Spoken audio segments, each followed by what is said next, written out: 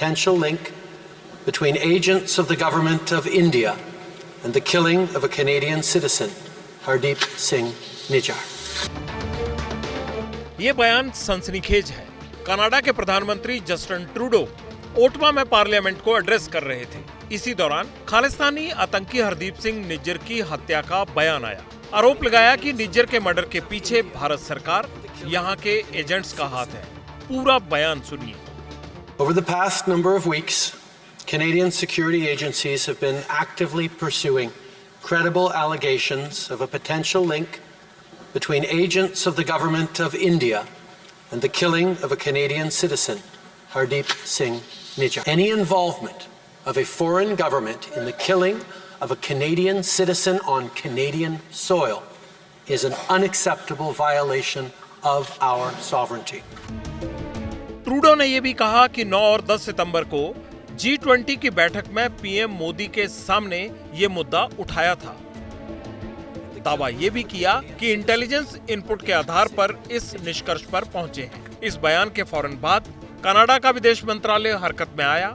वहां की foreign minister ने निज्जर की हत्या के मसले को कनाडा की संप्रभुता से जोड़ा और फिर भारतीय डिप्लोमेट को देश से निकालने का फरमान जारी कर दिया। इसी साल 18 जून को हरदीप सिंह निज्जर को कनाडा के सरी में गुरुद्वारा साहिब के बाहर गोली मार दी गई थी। We've been clear we will not tolerate any form of foreign interference. We will protect Canadians at all times. And I've conveyed these principles to my Indian counterparts, and as a consequence, we've expelled a top Indian diplomat from Canada. Canada सरकार ने जिस शख्स के murder मुद्दे को लेकर भारत से जोड़ने की कोशिश की, खालिस्तानी आतंकवाद में उसका नाम खासा पुराना है। हरदीप सिंह निज्जर खालिस्तान टाइगर फोर्स का चीफ था। एनआईए की 40 आतंकियों की लिस्ट में शामिल था।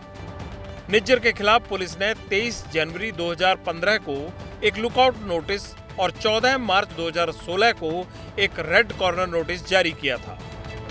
निज्जर के खिलाफ 10 लाख रुपए का इनाम था। 2021 में जालंधर में पुजारी की हत्या का आरोपी था। अब इसने अटेंशन हटानी है वहां से और अपने आप को यह दिखाना है कि मैं अभी भी बहुत तगड़ा लीडर हूं। तो इससे अच्छा क्या हो सकता है कि एक मेरे पास यहाँ कनाडा के अंदर भी सपोर्ट होगा। ये खालिस्तानी जो लोग हैं इनको भी मैं अपने अराउंड एकत्रित कर लूंगा। जैसे ही निज्जर के मामले में बात कूटनीति तक पहुंची, भारत ने भी कनाडा को उसी भाषा में जवाब दिया। दिल्ली में कनाडा के हाई कमिश्नर कैमरून मैके को विदेश मंत्रालय ने तलब किया, ट्रूडो के बयान का विरोध जताया और फिर ये भी कह दिया कि आपके एक सीनियर डिप्लोमेट को देश निकाला दे दिया है, 5 दिन में वो देश से बाहर चले जाएं। भारत ने G20 के दौरान ट्रूडो को बताया कि अब खालिस्तानी एक्टिविटीज को बंद कीजिए कनाडा में, और जो ट्रेड डील चल रही है कनाडा भारत की जिसकी बात, वो ट्रेड डील अब रोक दी गई है जब तक ये खालिस्तान का मुद्दा आप सॉल्व नहीं करते। उसके जवाब में या उसके बदले में आप कहिए कनाडा ने ये कदम उठाया है।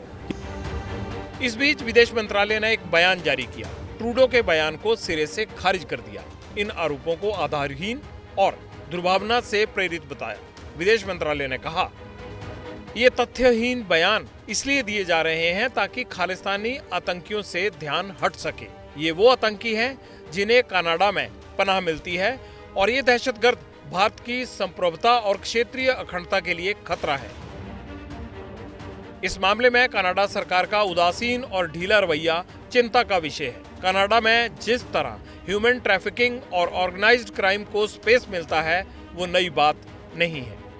पर जैसे पाकिस्तानी नहीं करते थे या दाऊद इब्राहिम टाइप के लोग दुबई में बैठ करके मुंबई का माफिया चलाते थे, वही चीजें पंजाब में इन्होंने करनी शुरू कर दी हैं। हथियारों की तस्करी हो, ड्रग्स की तस्करी हो, वो सारी की सारी ये लोग करवाते हैं वहां से बैठ के, और फिर जो क्रिमिनल्स होते हैं उनको वो वहां पर बुला लेते हैं। इन सारी चीजों के ऊपर आपने कोई रोक नहीं लगाई, इसको आपने होने दिया है, तो फिर ये रिश्ते तो खराब होने हैं ना। भारत कनाडा के बीच तलखी थी, लेकिन देखते ही देखते बात इतनी तूल पकड़ लेगी ये किसी ने सोचा नहीं था।